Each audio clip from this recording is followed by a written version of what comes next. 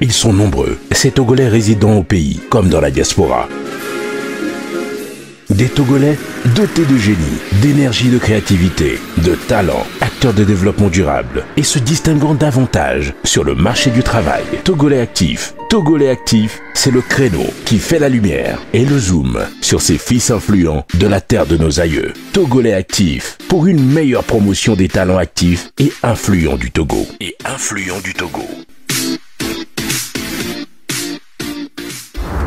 Bienvenue dans ce numéro de votre concept à Togolais Actif.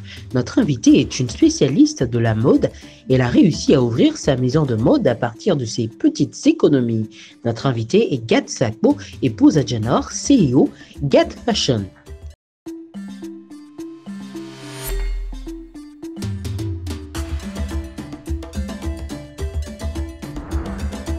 Je suis Gat Sakpo. Bon, à Gat Sakpo, mais bon, j'ai donné Gat à ma marque, donc ce qui fait Gat Fashion. On est dans la mode, ça fait 8 ans déjà que j'ai ouvert. Premièrement, j'avais ouvert un atelier pour commencer parce que normalement mon but c'est du prêt-à-porter, mais j'avais pas les moyens à mes débuts, donc j'ai ouvert l'atelier de couture. Donc après, j'ai ouvert le prêt-à-porter. Déjà, tu viens, tu prends.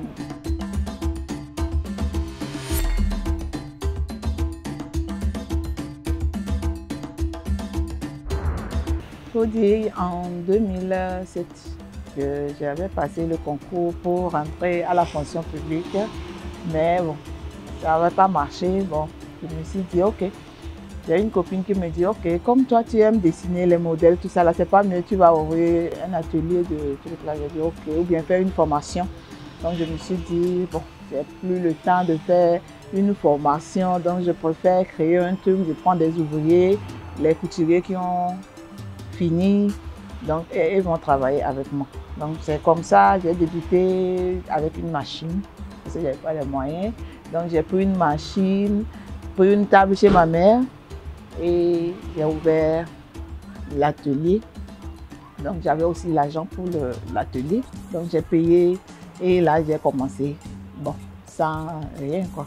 Donc au début, j'avais pris 2 ouvriers. Donc après, je commence par approcher les gens. Je dis, bon, il y avait ma soeur aussi. Elle porte les trucs, elle va chez les gens. Elle dit, ah, c'est ma soeur qui me fait ça. À ce temps, il n'y avait pas tellement Facebook, tout ça là. Mais j'ai commencé par publier quand même sur les réseaux sociaux à mes débuts. Parce que même on n'avait pas assez Internet portable comme aujourd'hui. Donc ça, c'est dans les cyber, tout ça là. Au fur et à mesure, j'ai commencé par acheter les machines, des trucs, et puis je me suis fait un nom, bon, disons, grâce aux réseaux sociaux. Donc là, parce que je savais qu'il y avait un truc là-bas, si je poste, il y a ma mère qui me dit non, il faut rester dans ton atelier, pourquoi tu es tout le temps sur les réseaux sociaux, tout ça là. Elle dit, oh, il y a un truc là-bas. Donc c'est comme ça a pris. Et de bouche à oreille, donc les gens sont à l'étranger. Comme j'arrive à coudre par les mesures, si tu me donnes ta taille, j'arrive à te coudre. Donc c'est ça qui m'a facilité la tâche. J'arrive à coudre aux gens qui sont à l'étranger, tout ça. Donc c'est comme ça, ça a commencé petit à petit, on est là aujourd'hui.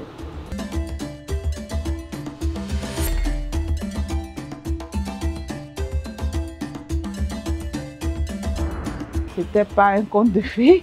Donc les débuts, comme j'ai dit, j'avais pas les moyens. Donc déjà j'étais sous pression pour le local que j'ai loué. Je devais brûler 6 mois et commencer par payer.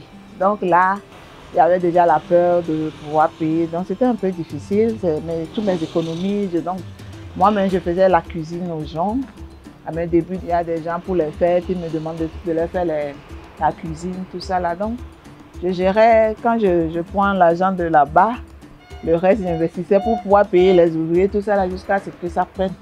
Et puis les ouvriers, tu prends un aujourd'hui, demain il se dit ok, je vais aller ouvrir mon atelier.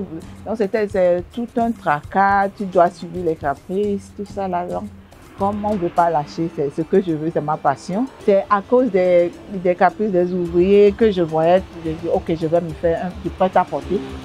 Parce que là, c'est plus facile. Quelqu'un vient te commander les habits, tu lui donnes 2 semaines. La personne vient, moi je ne suis pas couturière, et la personne vient pour prendre, et les couturières, bon, elles sont malades, elles sont ci, elles ont ça. Là, ça te crée des problèmes avec les clientes, et tout ça me donne du stress, alors que moi, j'aime pas beaucoup le stress, tout ça là, donc j'ai préféré faire du prêt-à-porter, c'est déjà dispo, tu viens, tu choisis pour toi, et là, c'est plus facile, quoi.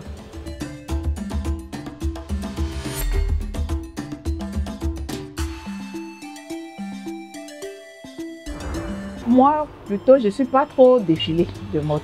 Je ne suis pas trop défilée de mode parce que je veux percer dans le prêt-à-porter, en fait. Donc, je ne suis pas trop défilée. Par contre, bon, j'ai des clients un peu partout, comme il y a les tailles, tout ça là. Il y a des gens qui me contactent en Europe, aux États-Unis, même en Asie. Même j'avais des clientes en Australie aussi.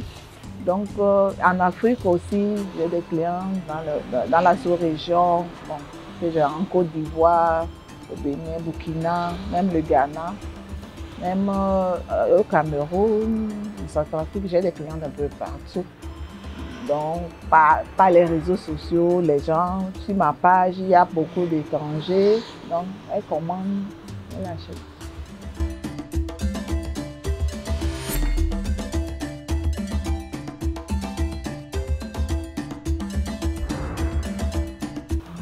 À la jeunesse, rien n'est facile.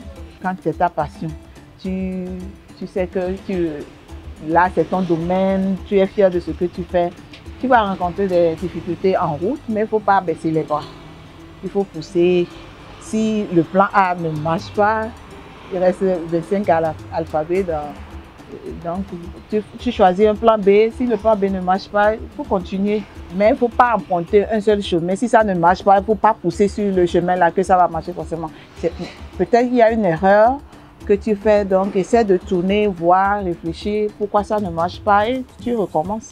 Donc à la jeunesse, je dis, rien n'est facile, mais quand tu es acharné, tu travailles, il faut beaucoup travailler et à tes débuts, beaucoup de sacrifices. Parce que si tu gagnes un peu aujourd'hui et tu veux déjà consommer, là, ça ne va pas aller. Au début, tu fais des sacrifices. Tu fais fi de tous tes besoins et tu fais des sacrifices. Tu sais que tout ce que tu gagnes, c'est pour investir dans ton entreprise. Et après, quand ça marche, tu serais contente.